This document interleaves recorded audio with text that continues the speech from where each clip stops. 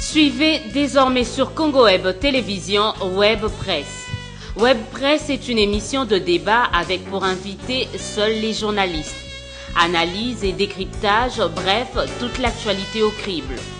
Retrouvez Paulette Kimuntu Kimpiob avec Web Presse chaque mercredi à 20h et en rediffusion le jeudi à 9h. Web Presse, bien comprendre chez vous.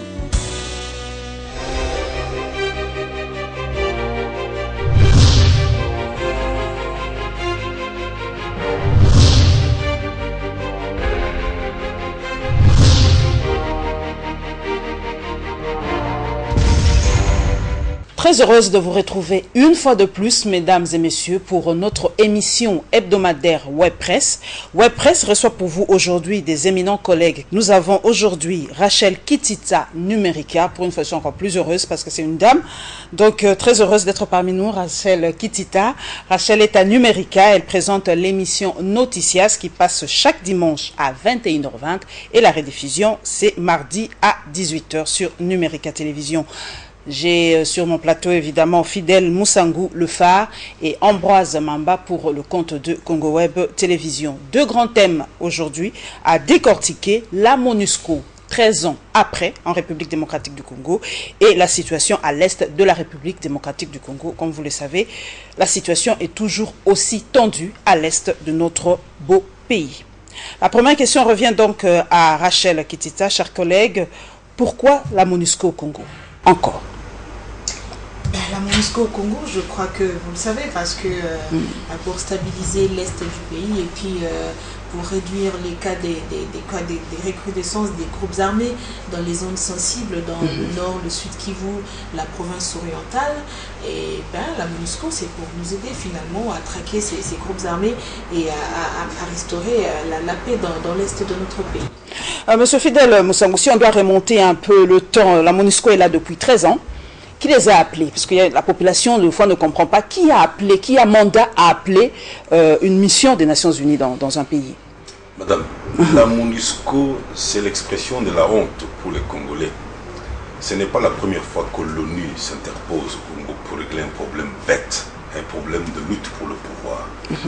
On assassine Lumumba 60. Tchombe crée, avant même Tchombe, monte une sécession. Tout le monde l'attendait. Au Kassai, Kalonji monte aussi une sécession. Pour rire, ça c'était pour rire. Tchombe était sérieux parce qu'il a bénéficié du patrimoine minier, d'un pactole important, mais qui n'a pas empêché Kinshasa de fonctionner, le produit de fonctionner. Alors, au lieu, ils sont allés de négociation en négociation parce que les Congolais, ceci des particuliers, ils négocient toujours avec un couteau derrière le dos et la ruse à gauche. Il y a toujours un groupe de gens qui veulent rouler les autres. Voilà pourquoi on a échoué. Et l'ONU, finalement, quand l'ONU met fin à la sécession, c'est quand le secrétaire général Daga-Majolt meurt dans un accident d'avion. Et on incrimine ça à la sécession. Alors l'ONU intervient militairement et la sécession prend fin. Ici, chez nous, même chose. Il y a un problème bête. Quel est ce problème? C'est le contrôle du pouvoir. Maintenant, vous avez impliqué des pays voisins qui, eux, ils ont d'autres intentions. Ce n'est pas de venir vous aider, c'est de venir piller et tuer. Deux choses, piller et tuer, sous prétexte de poursuivre leurs rebelles. Donc ça fait donc, et nous sommes incapables de nous... Voilà. Moi j'étais à San-Site comme reporter, et les Sud-Africains ne comprenaient rien à rien. Il dit, mais la journée, ces gens se chamaillent dans le salle de réunion. Le soir, ils sont ensemble. Nous, on allait boire du whisky chez Bizima. Je trouvais la Kamere, je trouvais la Fekatumba chez Bizima. Et on allait boire le whisky chez Antoine Gonda, chez Bemba Jean-Pierre. Alors, les Sud-Africains ne comprenaient rien à rien. Et nous sommes sortis de là-bas, nous nous sommes mis d'accord. Encore, la MONUSCO est venue parce qu'on n'a pas signé une vraie paix des braves. Chaque groupe a son agenda caché de par son allié. Quand il y a par exemple, M. Fidèle Moussangou, quand il y a une mission des Nations Unies dans un pays, ça signifie quoi au fait? Que l'État est faible ou l'État demande de l'aide carrément? L'État est faible, excusez-moi les termes, et les détenteurs du pouvoir sont médiocres. Voilà. Parce que, dites-moi aujourd'hui par exemple, Kabila est là, Roubera est là, les gens de Bemba sont là. Même certains ont changé de camp. Antoine Gonda a quitté Bemba, il est chez Kabila. Vous oubliez ça. Tamomamba aussi. Et j'en passe, même du côté militaire et sécuritaire. Ça veut dire quoi? C'était la recherche du pouvoir. Il y avait moins de le régler proprement et dire aux étrangers, laissez-nous régler nos problèmes. Vous savez, chaque fois que vous intéressez l'étranger, il vient, il s'incruste. Il a une facture en sous-main et il essaie donc de pérenniser leur présence. Ambroise Mamba, 13 ans après, est-ce que vous pouvez établir un petit bilan de présence de cette mission qu'on dit la plus grande, l'une des plus grandes missions des Nations Unies dans le monde? Par des 21 000 hommes, il y a certains qui parlent de 20 000 hommes, ainsi de suite. C'est la plus importante mission des Nations Unies dans le monde. Et 13 ans, la MONUSCO est là. J'ai fait un petit bilan parce que je suis journaliste, je couvre souvent les activités de la MONUSCO. Je sais qu'au niveau de l'Est du pays, il y a eu beaucoup de problèmes. La MONUSCO a été appelée mission d'observation au début, MONUC. Et puis, quand il y a eu les élections en 2006, l'histoire de Laurent Nkunda a débuté et quand on a maîtrisé la situation, les autorités congolaises pensaient au retrait progressif des troupes de la MONUSCO. Mais par après, on a dû changer le mandat en une mission de stabilisation. Alors, mais quand je regarde maintenant la stabilisation qui s'effectue actuellement et avec tout ce qui se passe à l'Est, je suis tenté de dire que le bilan, à mon avis, n'est pas positif. Parce que s'il était positif, la MONUSCO serait déjà partie. Et là, je trouve par exemple que dans l'Est du pays, quand il y a des combats, même si quelque part il y a un certain, ce qu'on peut qualifier de laxisme ou d'inactivité de la part de la MONUSCO, elle s'est justifiée elle-même pour dire par exemple que non, ça ne rentrait pas dans son mandat, ainsi de suite. Mais quelque part ça tique parce que il y a beaucoup d'événements, il y a beaucoup d'incidents à Bunyakiri par exemple où la population s'était ruée pratiquement sur la MONUSCO, ainsi de suite. Je ne sais pas s'il y a un problème de communication où la population ne comprend pas effectivement le travail de la MONUSCO ou bien la MONUSCO doit effectivement agir. Expliquer. Est-ce que vous connaissez clairement le mandat de la MONUSCO en République démocratique? Elle n'intervient pas dans le conflit, elle est là pour compter le nombre de morts ou nous faire des rapports. Finalement, ça laisse à redire. Ce mandat de la MONUSCO en RDC, comme je le disais tantôt, pour stabiliser, mais on stabilise quoi? Finalement, quand 13 ans après, on vous dit, il y a des groupes armés qui naissent encore là-bas, il y a le M23, il y a les CECI, il y a Bosco Ntaganda qui est là, il faut traquer, il y a cela, il y a des gens qui meurent, il y a des populations qui meurent tout le temps, il y a des déplacés chaque jour, tous les jours, et on en compte par milliers. Mais finalement, on se demande ce mandat de la MONUSCO. Peut-être qu'il faut revoir les clauses de contrat entre la MONUSCO et le gouvernement congolais. Je crois peut-être. Je crois que l'Assemblée nationale doit revoir ce contrat signé avec la MONUSCO, puisque finalement, ça nous met dans une situation, je vais dire, imbroglio. On ne sait pas finalement, la MONUSCO, elle apporte quoi, puisque 13 ans après, on compte les morts, la guerre, c'est pas fini, il y en a toujours. Et on est loin de voir le bout du tunnel en RDC. Monsieur Fidèle, mais la MONUSCO se défend deux fois quand on l'accuse de ne rien faire, que c'est pas son mandat, il n'est pas venu pour ça, elle est venue pour faire telle ou telle chose. Alors la population carrément se demande, elle fait quoi ici dans notre pays, la République démocratique du Congo? Quel est l'apport de la MONUSCO dans la situation que nous vivions aujourd'hui? Madame, pour 200 000, 300 000 morts au Rwanda, on a créé un tribunal pénal international pour ces génocides. On exagère en disant 800 000, non, c'est entre 200 et 300 000 morts. Ici, l'ONU a fait un rapport qu'on appelle le rapport mapping. Qui vous fait état de quelque chose qui dépasse un génocide. Une ONG américaine parle de 6 millions de morts depuis 1996. Hier encore, avant-hier, la même MONUSCO fait un rapport et dénonce que ceux qui combattent comme les M23, c'est des militaires rwandais, recrutés, formés, entraînés, équipés par le Rwanda. Mais madame, si la MONUSCO et l'ONU au Congo, mais elle devrait saisir le Conseil de sécurité pour dire, voilà qui entretient l'insécurité à l'Est. C'est le Rwanda, il faut le cas de le dire. Maintenant, je suis quand même content de voir que le gouvernement congolais se réveille toute honte bue. et dit qu'il va mener des enquêtes. Non, il n'y a pas d'enquête à mener. L'ONU est un organisme indépendant. Ce n'est quand même pas une branche spécialisée du PPRD ou de l'UDPS. Alors, on n'a pas mené une enquête, on aura dit, l'ONU l'a dit, l'ONU ceci, on saisit le Conseil de sécurité. Vous savez, les Rwandais ne nous ont jamais fait des cadeaux, madame. Et ne nous feront jamais. Et ne feront jamais. Il n'y a pas d'amour, il n'y a pas d'amour entre États, il y a que des intérêts. Les gens sont responsables, ils sont sérieux. Ils ne font jamais, parce que c'est une affaire d'intérêt. Ils ont des comptes à rendre à leur population. Aujourd'hui, maintenant, on apprend que sur les Rwandais qui sont les mêmes. Hier, on a appris que Taganda, qui nous dit que Taganda est Rwandais? C'est la CPI. C'est une banque spécialisée de l'ONU, la coopération internationale. C'est national. Ici, on dit non, puisqu'il est général. Non, il est rwandais. Et la CPI donne son CV. Il est né à Remera, au Rwanda. Le curriculum vitae détaillé. Et nous, on continue à dire non, non, il est congolais. Alors que je ne tourne pas rond. C'est comme si on vous dit que je suis rwandais ou je suis ougandais. Et qui vous dit ça? C'est les gens qui m'ont vu naître. On vous dit, je suis né, par exemple, à tel... Vous dites, non, non, puisqu'il est journaliste congolais, il a fait longtemps ici. Non, non, non, non, non, non, on vous dit, non, nous sommes nés avec... On vous dit, son père s'appelle tel. Il est arrivé au Congo. Mais écoutez, ne dites pas... Alors, ça, c'est grave. Ça veut dire que l'ONU, c'est comme disait un critique très sévère, no war, no business. Il y a $1 milliard chaque année qui tombent ici et qui n'entrent pas dans l'économie congolaise, à part quelques loyers. C'est d'argent qui vient en matériel, tout ça. Donc l'argent reste à New York, le matériel arrive. Et ce qui est grave, le matériel vieillit. On aurait quand même voulu qu'on dise, non, tel matériel est prévu pour 5 ans, 2 ans après, on donne à l'armée congolaise. Non, non.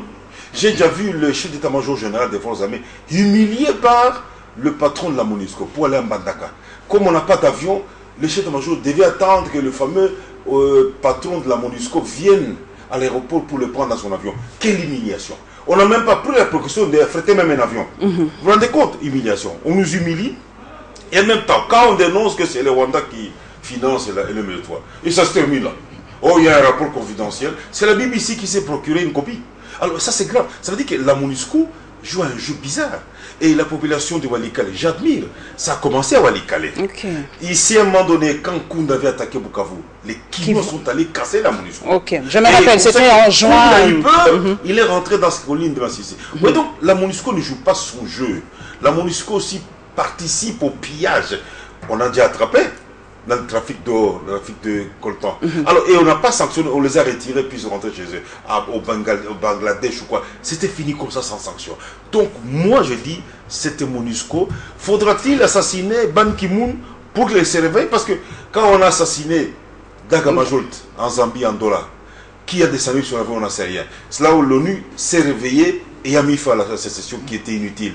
Maintenant, faudra-t-il assassiner Ban Ki-moon en disant c'était Mukendi ou Tshisekedi, ou Kamere, enfin le neveu de Kamere, qui a assassiné, comme c'est le neveu de Kamere, on vient, on met fin à cette histoire. La mission de la MONUSCO devrait être focalisée à l'Est. Traquer les Interahamwe, les traquer sévèrement. Ensuite, mettre en garde Kigali, que vos histoires de M23, vos histoires de scènes de paix, c'est la vaste comédie. Nous saisissons le Conseil de sécurité. Mettre Kigali devant la tribune internationale pour qu'il justifie. C'est ça la mission de la MONUSCO. Ok, effectivement, c'est là que je voulais renchérir. J'ai vraiment beaucoup de questions que je me pose, justement, quand on a publié le rapport des Nations Unies sur la présence des militaires rwandais au sein du M23, justement. Mais je voulais quand même poser une petite question. On a dit que ce rapport était confidentiel, donc qui ne devait pas normalement être mis. Ça veut dire qu'il y a eu des vendeurs de mèches. Sur la place publique. Je dis qu'il y a eu des vendeurs de mèches et la BBC ça en est procuré une copie pour publier cela. Mais la question que je me pose ici, c'est d'abord, la première question, c'est de savoir, la MONUSCO est fin mandat d'ici juin, fin mandat. Est-ce que ce n'est pas pour renouveler ce mandat qu'on publie un rapport comme ça pour dire par exemple qu'il y a la situation pourrie encore, qu'il faut justifier une certaine présence de la MONUSCO au pays? C'est la première question que je me pose. La deuxième question que je me pose, s'il y a effectivement des militaires rwandais au sein du M23, puisque le M23 c'est un mouvement rebelle, et sur le plan interne, il y a aussi un questionnement à se poser, comment est-ce qu'on en est arrivé là? Et là, c'est au chef d'état-major général de pouvoir nous répondre à la question. Mais comment est-ce que ces militaires rwandais formés au Rwanda ont été équipés et ils ont pu intégrer les rangs de mutins, par exemple? C'est que les problèmes, il y a un sérieux problème d'intégrité territoriale. Et là, c'est à ce niveau que le gouvernement doit quand même nous répondre. Et comme l'a dit notre aîné Fidèle Moussam tout à l'heure, les gouvernements, parce qu'il y a eu un tel rapport, on doit sentir une certaine réaction. Mais le gouvernement a réagi. Effectivement. Je ne voudrais pas que la réaction, ça se limite à des simples ambitions, ou bien des promesses, des bonnes intentions. On va mener des enquêtes qui ne pourront peut-être pas aboutir, ou bien dont on ne connaîtra même pas les résultats. Et cette fois-ci, il faudrait que le gouvernement puisse ouvrir les bons pour faire voir qu'effectivement, nous avons une certaine souveraineté, nous avons un certain pouvoir par rapport au Rwanda qui cherche toujours à nous monter dessus pour qu'effectivement on fasse voir vraiment la vraie face de la RDC. Je prends le rapport, c'est qu'a dit notre ministre de la Communication, Lambert Mende. Il a dit que ce rapport est basé sur des accusations émises par des rebelles, arrêtés par les militaires congolais et par ceux qui se sont rendus à la MONUSCO. Bon, il a peur aussi que cela puisse faire l'objet d'une manipulation. Est-ce que vous partagez cet avis aussi, qu'il puisse y avoir manipulation dans ce dossier-là? C'est aussi possible. C'est aussi possible, mais je crois que cette enquête dont parle le gouvernement, c'est vrai, il faut le faire, il faut que l'enquête aboutisse. Il ne faudrait pas que ça soit comme les précédentes, et puis après on ne connaît pas les clauses de compte, et puis on ne sait pas les recommandations, et puis après, bon, finalement on a enquêté. D'abord, ça prendra combien de temps? Parce qu'ici, on a besoin que la guerre à l'Est finisse. On a besoin que la paix se rétablisse, on a besoin que nos frères qui ont fui leur village puissent rentrer dans les localités, et puis travailler normalement, vaquer librement à leurs occupations. Cette enquête, qui va la mener? Elle a dit les services de renseignement, les services secrets. Ça prendra combien de temps? Et pour quelles recommandations? Et les recommandations, ça sera pour quoi faire? Alors, c'est vrai qu'effectivement, notre aîné a parlé de la saisine du Conseil de sécurité des Nations Unies. Il faut effectivement saisir le Conseil de sécurité pour qu'on fasse voir effectivement qu'on tend vers une certaine agression du Rwanda, une nouvelle agression de la RDC par le Rwanda. On est maintenant, en 2010, c'était la même chose. La MONUC arrive fin mandat, et puis non, il y a l'affaire Nkunda qui... Donc on a l'impression, Rachel Kitita, que chaque fois que la MONUC arrive fin mandat, il y a quelque chose qui se crée. Il y a quelque chose qui se produit aujourd'hui, voilà, V3... Vous partagez cet avis, M. Fidèle Moussango? Chaque fois, il y a quelque chose qui se crée quand la MONUC ou la MONUSCO devient fin mandat? Madame, est-ce que c'est pour ça que Dieu nous aime? Dieu, chaque fois, fait quelque chose pour dire à la face du monde, voilà. C'est grâce à Dieu qu'on découvre un jour qu'il y avait un avion qui quitte le Nigeria, qui arrive avec 6 millions de dollars et atterrit à Goma pour aller chercher 450 kilos d'or chez Ntaganda. Et en plein jour, on attrape l'avion, on attrape l'argent et l'or, et puis après, on apprend que non, et l'avion et les millions d'or ont disparu. C'est grave ça, ça c'est Dieu. Donc Ntaganda, c'est quoi? Il est là pour traquer les intérêts. L'intérim, c'est l'or. Donc c'est un trafiquant. C'est toujours Dieu qui nous apprend, grâce à ce pays, que Ntaganda est rwandais. Demain, on ne sera pas. C'est toujours Dieu qui fait que les Rwandais, au lieu de prendre Kunda soit et congolais, pourquoi le gars de Rwanda? Qu'est-ce qu'il a fait au Rwanda de grave? Il a fait la rébellion chez lui au Congo. Pourquoi le gars de Rwanda? Il fallait dire, monsieur, vous êtes rebelle. Est-ce qu'il n'y a pas de manipulation, monsieur Fidèle Moussango? La réaction normale, c'est celle-ci. Admettons que nous attrapons un rebelle qui a fait des troubles au Congo-Brazzaville. Qu'est-ce qu'on fait? À défaut de l'extrader, parce qu'il s'agit d'un acte politique, on le fout dans le premier avion, allez, en direction Addis Abeba. Allez, cherchez un asile là-bas. Nous, on n'a pas besoin de vous ici pour avoir de bons rapports avec Brazzaville. Pourquoi les Rwandais gardent Nkunda, ils gardent Mutebuti, ils gardent Gishondo, il y a même des officiers congolais? Pourquoi ils les gardent? Ça pose question. Alors aujourd'hui, maintenant, qu'on dit que la MONUSCO, même Dieu confond la MONUSCO. Dieu pousse la MONUSCO à découvrir que c'est le Rwanda qui a recruté ces mutins au mois de février. Et la mutinerie éclate en avril. C'est le Rwanda qui amène des armes lourdes. Maintenant, les mutins ont demandé de cesser le feu. Non, c'est malin. C'est pour vite se ravitailler au Rwanda. Dès qu'on dit le fait, il se ravitaille et puis il dit bon, il déclenche encore. Et puis, écoutez bien les motifs de leur mutinerie. Voici qu'ils disent, nous sommes les seuls à pouvoir protéger les Tutsis. Oh, Mais les Tutsis sont comme les Batandou, les Bandébou, les Balouba. Ils disent qu'ils sont marginalisés, ils ne sont pas aimés. Voilà. Je pose une question. Le FIDA, depuis que le FIDA... Ce sont les délits de faciès. Madame, depuis que le FIDA existe, Rugwiza Tutsi est le seul à faire 10 ans comme PDG. Depuis que ça existe, tant Mamba était là, il y a un peu de 4 ans. Depuis que ça existe, depuis Mobutu. Mais s'il fait bien son travail, où est le problème? Bon, j'ai d'accord, qui le protège? Je le vois passer ici seul, voilà, avec son chauffeur, peut-être son garde du corps. Bon, qui protège Charles Bisengimana, le patron de la police? Vous voyez une armée autour de lui. D'ailleurs, si vous voulez le voir aller toujours à Elaïs, il vient nager là comme tout le monde. Il dit bonjour aux gens, il prend un coca, il blague, il va manger dans des restaurants en ville. Et sa femme va marcher comme toutes les femmes. Ses enfants vont à l'école. Lui au moins, ses enfants sont ici. Parce que les autres, les enfants sont ailleurs. Mais Charles Bisengimana, sa femme et ses enfants sont à Léopoldville ici. Et madame va au marché comme toutes les femmes. Et il habite Mizado en plein quartier populaire. Qui protège Malik Kijege? Alors il faut dire des choses pareilles. Et tous les Tutsis qu'on voit en ville ici, qui les protège? Et qui d'abord qui les menace? Pourquoi on les menacerait? Dites-moi, pourquoi on va menacer les Tutsis? Mais on va les menacer, pour qu'est-ce qu'ils font? Maintenant, puisque les autres la veulent stigmatiser cette affaire, on va dire, ah, maintenant, ça me vient, ça peut être des Rwandais. C'est ça l'erreur. Deuxième motif qu'ils avancent, qui est indéfendable, ils veulent qu'on reconnaisse leur carrière militaire. Mais la plupart d'entre eux n'ont même pas terminé l'école primaire. La plupart d'entre eux n'ont pas fait l'école militaire. Alors, voilà, qu'est-ce qui va se passer maintenant? Si on le fait pour les militants qui sont des Tutsis, malheureusement, les Nyélés vont faire révolution en Bandaka. Ils disent, bon, vous devez nous reconnaître nos grades et vous devez tout faire pour libérer Bemba, parce qu'il est de l'Équateur. Ce sont des pêcheurs. Vous aurez des colonels, majors, capitaines et pêcheurs. Vous trouvez ça normal, vous?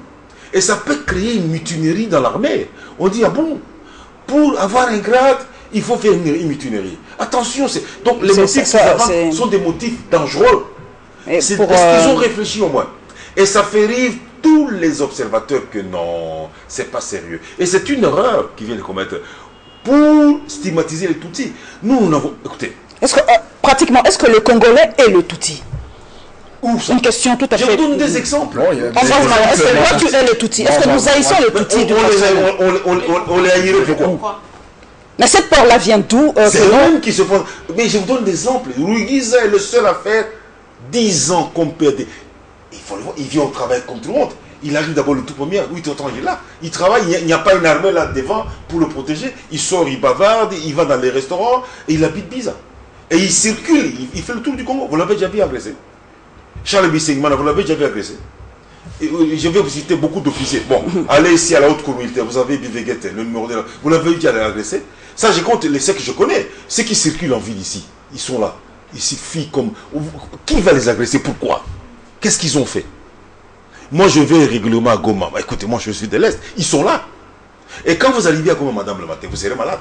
Il y a une ruée de Rwandais qui viennent travailler à Goma. Ah bon? Ils viennent à Kigali, ils viennent travailler, tout petit comme ils sont allés travailler. À Bukavu, le matin, vous avez un monde de fous qui viennent étudier à l'université catholique. Parce que c'est une bonne université.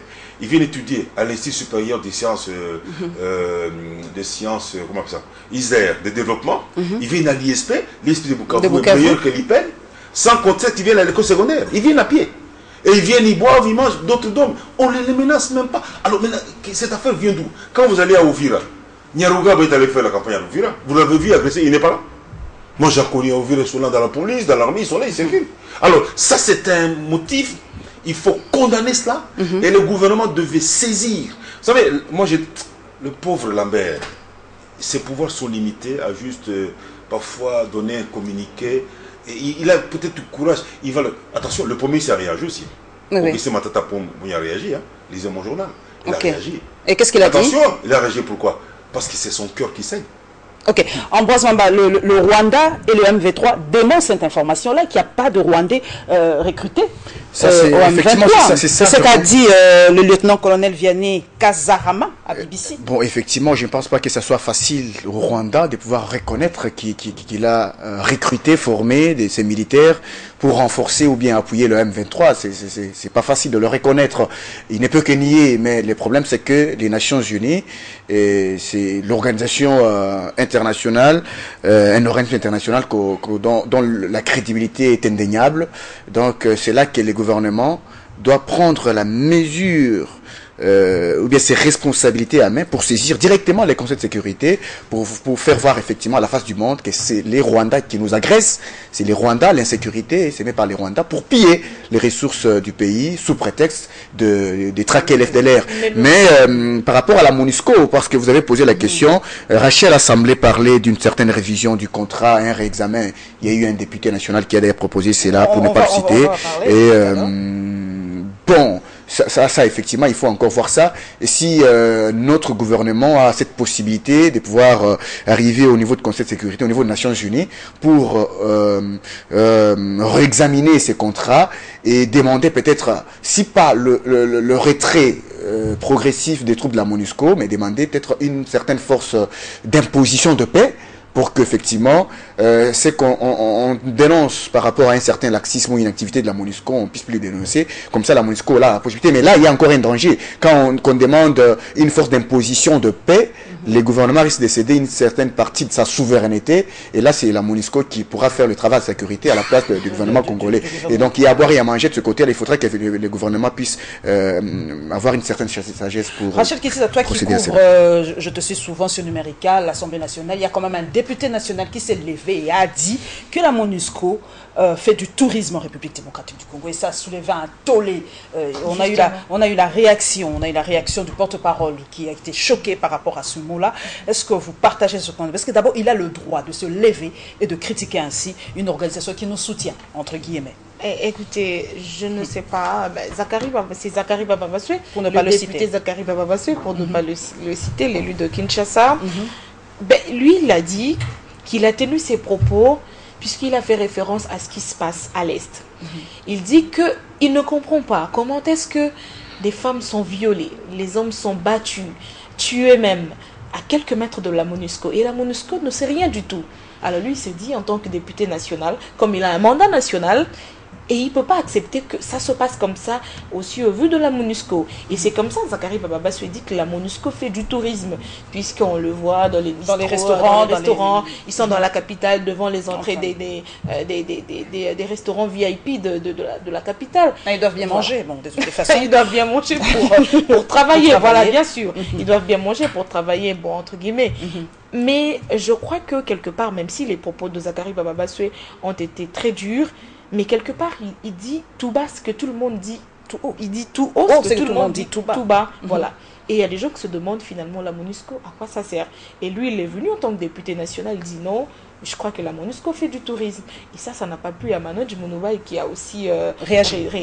Il a fortement réagi. Il a très fortement réagi. Et bon, c'est maintenant, tu as dit, j'ai repris, tu as dit, j'ai répondu.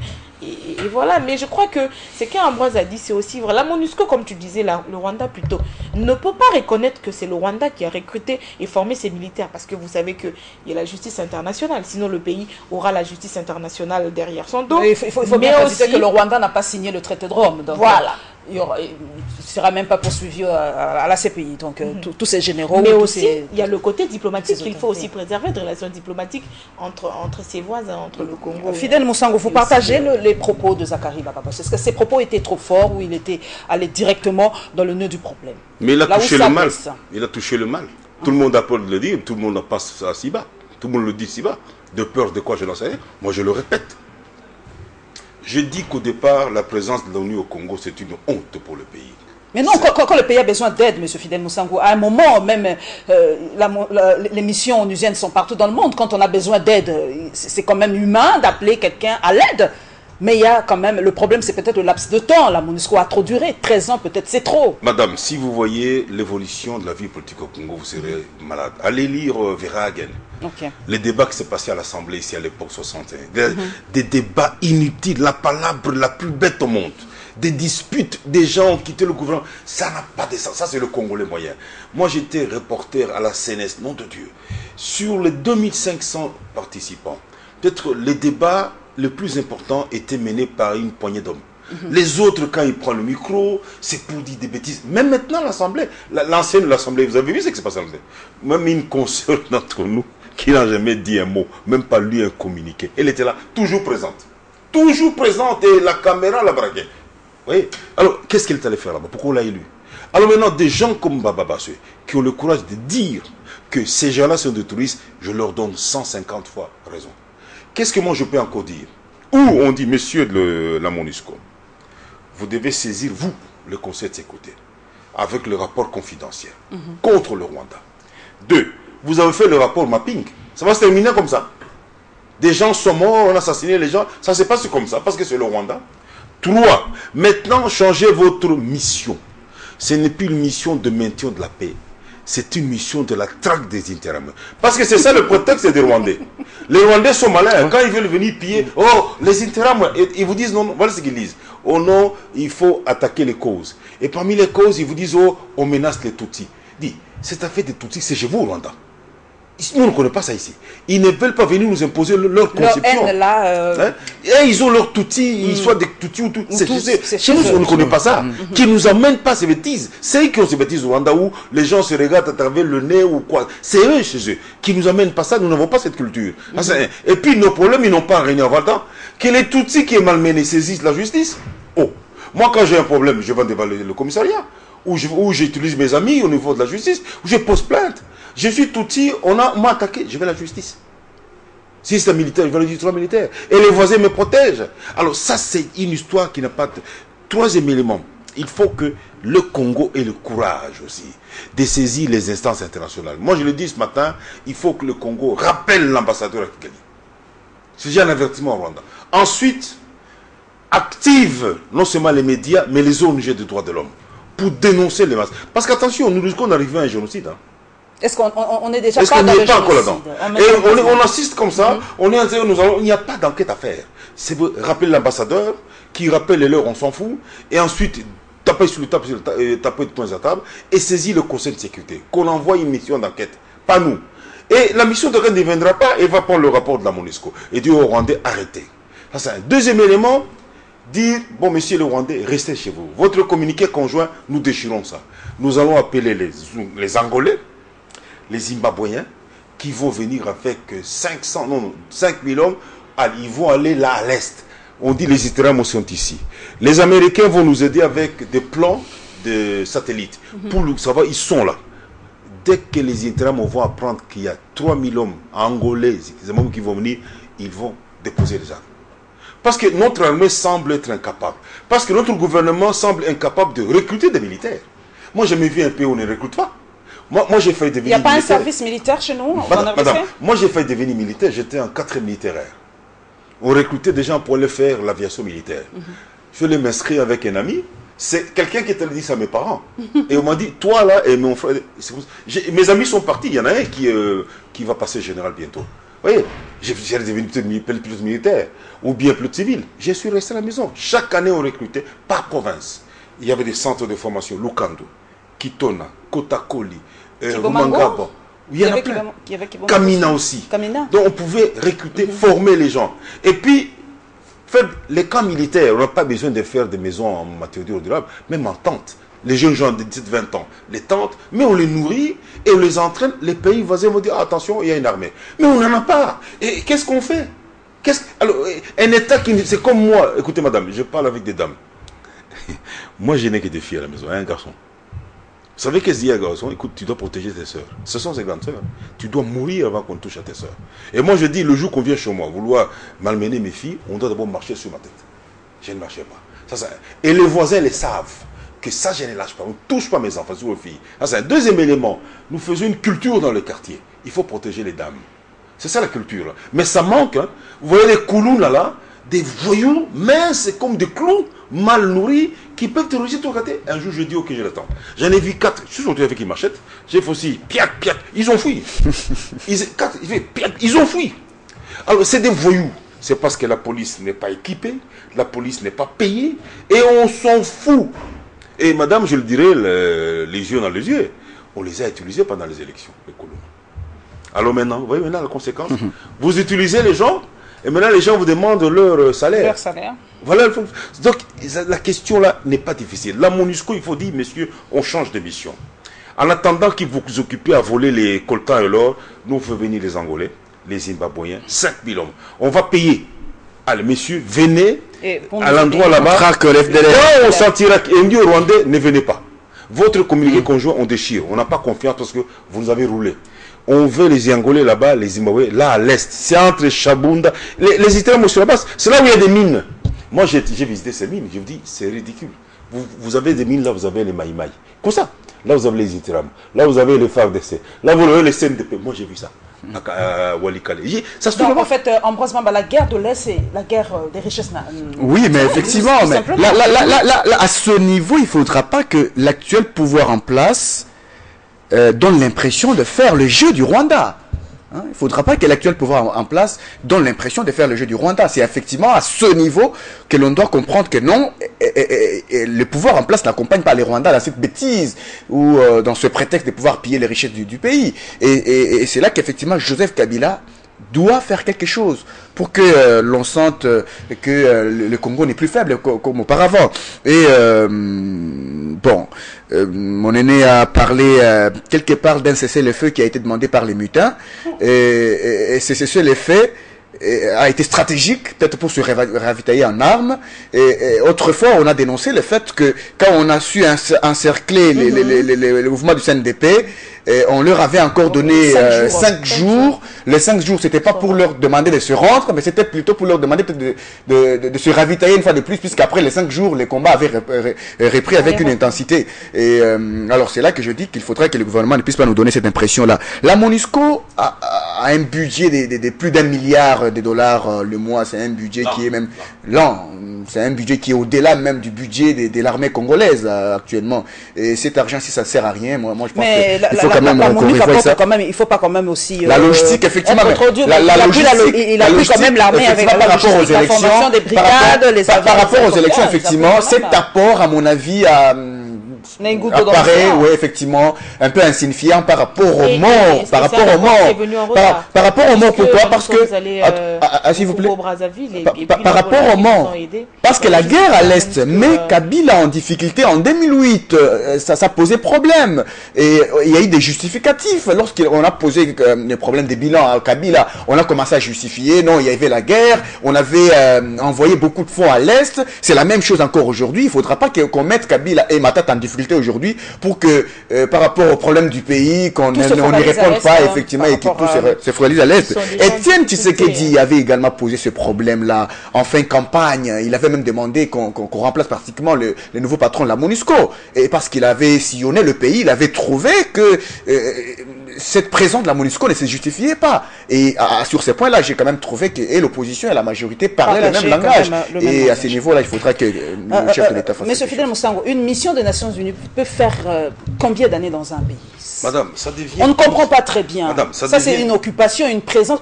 Est-ce qu'il y a une date limite, une période fixe pour qu'une mission reste dans un pays? La mission est limitée dans le temps et dans l'espace, à travers le monde. Et tous les 6 mois, on renouvelle. Mais il faut faire le bilan. Par exemple, nous avons un bilan qui est un peu négatif. Qui a transporté les urnes, les bulletins de vote après les élections? C'est pas la MONUSCO? Les gens ont oublié ça. Les bulletins de vote après l'élection du 28 novembre, c'est la MONUSCO. Les preuves sont là-bas. Et ces bulletins sont allés servir à quoi? Ça, M. Miss devra le justifier un jour. Même s'il prend sa retraite, nous devons le rappeler si je le jugeais. Moi, je lui avais dit ça. Vous serez jugé un jour par le Congolais.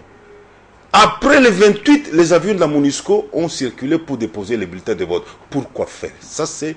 Voilà le bilan négatif. Soit tu sais qu'elle a demandé son départ. Il y a quand même quelque chose de bon qu'a fait la MONUSCO. Rachel, tu peux quand même quelque chose de positif qu'a fait la MONUSCO. Vous allez transporter les bulletins de vote après le 28 novembre pour faire quoi? Ça c'est attesté. C'est attesté, ça c'est grave. Nous lui avons dit, vous. Deuxième élément, la MONUSCO n'a pas protégé Tshisekedi à l'aéroport. Ça c'est grave ça. Un candidat à la présidentielle est séquestré à l'aéroport pendant 8 heures. Et la MONUSCO là. Il y a eu mort d'homme. Et ensuite... Le bureau des droits de l'homme a fait un rapport accablant contre la MONUSCO, donc contre M. Roger Miss, qu'il aille en retraite parce qu'il va partir. Mais il sera jugé un jour.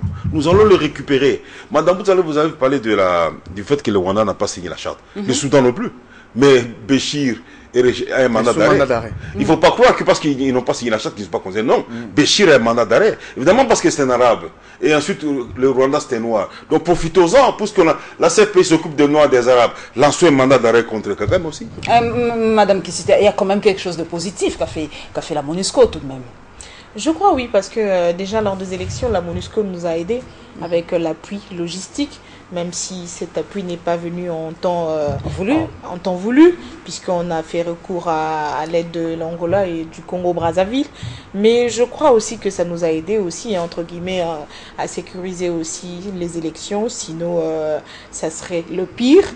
Et dans l'Est également, je reviens, je crois que sans la présence aussi de la MONUSCO, la situation serait pire que ce qu'on vit aujourd'hui. C'est pas une impression qu'on veut nous faire donner aussi, que sans la MONUSCO, c'est l'enfer. Mais on a quand même vécu 30 ans sans la MONUSCO. Ben, cette fois, on n'a qu'à essayer avec le retrait des troupes, les troupes progressives de la MONUSCO. Et puis après, on verra ce que ça sera. Et puis, nous, Congolais, nous allons négocier. Et puis voilà, nous allons négocier autour d'une table. Et puis, on verra comment, la suite des événements, comment ça va se passer. Parce qu'on sait qu'à un moment, Ambroise Mamba, le gouvernement avait demandé quand même le retrait de cette mission des Nations Unies dans notre pays, mais ils se sont butés. Je pense qu'il y a eu une certaine faiblesse dans la négociation de ce retrait. Il y a eu une certaine faiblesse et qui a même conduit qu'on puisse changer des mandats d'une mission d'observation à une mission de stabilisation.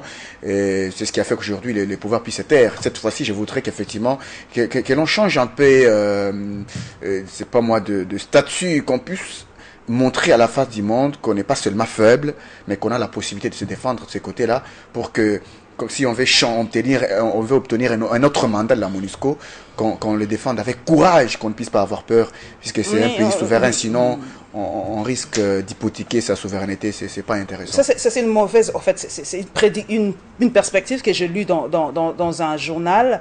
Le Rwanda est en train de vider les villages à l'est de la République démocratique du Congo pour y mettre ses ressortissants pour qu'il y ait un référendum d'autodétermination. Ça m'a fait un froid dans le dos. Est-ce que c'est vrai, monsieur Fidel? Madame, vous connaissez peut-être, vous semblez peut-être sauter cette partie qui est historique. Le territoire de Massissi, c'est un territoire congolais, à l'intérieur du Congo. Parce que le Rwanda revendique des territoires dans notre pays. Non, non, le Rwanda ne revendique pas, mais le Rwanda veut implanter ses réseaux originaires. Qu'est-ce qui se passe? En 1922, il y a une famine grave au Rwanda.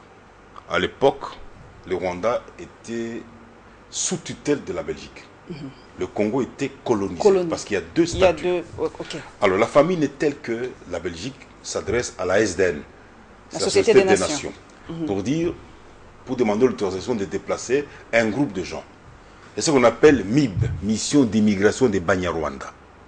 Et les gens étaient identifiés. Telle famille, autant d'enfants. Alors on a commencé à venir les gens, on les place dans les collines de Massissi. On leur donne de l'eau, des engrais et même des bêtes. Ce sont des Banyarwanda. À côté des Baoundé qui étaient là. Et la situation a évolué jusqu'à l'indépendance. Alors l'indépendance, la Belgique accorde l'indépendance aux indigènes, dont ces gens-là. Et ils ont eu même des délégués. Il y a un de leurs, c'était Zamukwereka, qui était délégué à la table ronde. C'était un Hutu de Massissi. Ils ont eu le droit de vote et ils ont eu le droit d'éligibilité. Donc c'est des Congolais à part entière. Maintenant aujourd'hui, il y a cette intention malveillante là du Rwanda de vouloir toujours placer des populations là-bas. Mais attention, il y a maintenant une résistance et des Baoundé et des Banyarwanda, les autochtones là, les gens comme notre ami là, il était le secrétaire général de l'AFDEL. Deo Nani. Deo Gracias, c'est ça? Deo Gracias, oui. Ils disent non. Ils disent non. Alors, il y a cette résistance. Il y en a un qui vient de payer cher, Jean-Paul Dounia, qui était député de Dieu merci. Pourquoi il a payé cher? Le pauvre, il a eu le malheur d'avoir une double nationalité rwandaise pour ses affaires. La question, le conflit, c'est qu'il s'est opposé à ce que les Rwandais achètent une ferme. Lui, il l'a acheté à l'avance. Ah, tu l'as acheté. Comme tu avais pris un crédit chez nous, on l'a arrêté, on l'a condamné, il croit qu'on l'a libéré pour 5 ans, pour n'avoir pas respecté les échéances. Voyez. Donc il y a le Rwanda a ses intentions là-bas. Et pourtant, c'est pour infiltrer les forces de sécurité. On vient de le voir avec ces mutins qui veulent devenir les Jean Vianney là-bas, lieutenant-colonel de quelle académie militaire. C'est un ancien peut-être éleveur de vaches. C'est pour vous dire que ces intentions du Rwanda sont là. Et c'est bien connu. Ils ont échoué dans la plaine de la Ruzizi, à Bukavu, ils n'osent pas venir. Ils trouvent le ventre mou, c'est Massissi. Rutshuru, ils ont peur, parce que les habitants de Rutshuru sont vigilants. Ils savent qui est rwandais, qui ne l'est pas. Alors ils veulent monter Massissi. Tagana se dit qu'il est de Massissi, c'est faux. Il a acheté un village, enfin il a acheté une ferme, il devient congolais. Comme beaucoup de Congolais que je n'achète pas le nom, sont comme ça. Ils sont venus acheter un village, et il achète une maison, il se dit qu'il est de là. Beaucoup, ils sont là, on les connaît, surtout à l'Est. Alors madame, ça je vous dis que, moi je cite les extrémistes qui disent que l'intention du Rwanda est celle-là. Je cite Inonge, qui a dit qu'un jour, l'objectif est de vider les villages entiers et d'y implanter des Rwandais. C'est possible, ça peut arriver, nous sommes toujours distraits, nous sommes distraits. Voilà, mesdames et messieurs, c'est la fin de cette émission. Comme vous vous êtes rendu compte, nous avons eu à débattre d'un seul sujet qui nous a pris tout le temps, et c'était un sujet assez costaud, c'était la MONUSCO 13 ans après. Vous avez eu le point de vue d'Ambroise Mamba de Congo Web Télévision, de Rachel Kitita Numérica à Télévision et de Fidèle Moussangou Le Phare. Donc la MONUSCO 13 ans après, le bilan pour une grande part de l'opinion nationale, le bilan est largement négatif et je crois que la balle est au camp de notre gouvernement pour qu'on essaye un peu de revoir cette situation. Mesdames et messieurs, c'est la fin de ce Web Presse. Merci de votre fidélité à cette émission qui reçoit des journalistes qui nous donnent leur point de vue, qui analysent froidement et sans passion l'actualité. Et cette fois-ci, c'était vraiment la MONUSCO qui était sur la ligne de tir. Merci et à la prochaine.